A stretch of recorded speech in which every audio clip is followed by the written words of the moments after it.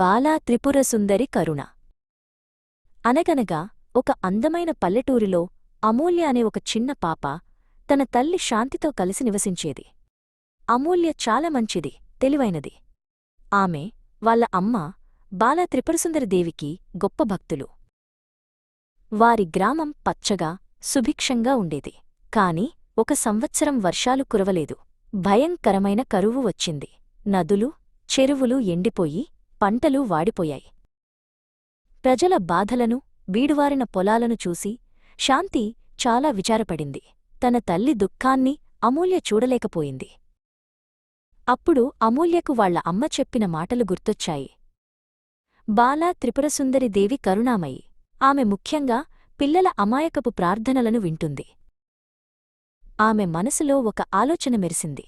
తానే గుడికి వెళ్లి అమ్మవారిని ప్రార్థించాలని నిర్ణయించుకుంది. దారిలో ఆ ఎండిన భూమిలో ఎలాగో బ్రతికి ఉన్న ఒకే ఒక చిన్న పువ్వును చూసింది. ఆమె గుడిలోకి ప్రవేశించి బాలా త్రిపురసుందరిదేవి యొక్క అందమైన విగ్రహం ముందు నిలబడింది. కళ్లలో నీళ్లతో ఆ పువ్వును అమ్మవారి పాదాల వద్ద ఉంచింది.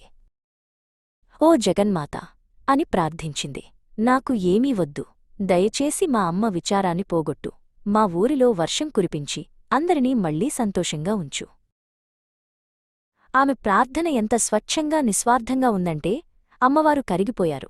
గుడి అంతా ఒక దివ్యమైన కాంతితో నిండిపోయింది మరియు అమూల్య మనసులో అపారమైన శాంతిని పొందింది. అమూల్య ఆశతో నిండిన హృదయంతో ఇంటికి పరుగెత్తింది. ఆ సాయంత్రమే ఆకాశంలో నల్లని మబ్బులు కమ్ముకున్నాయి.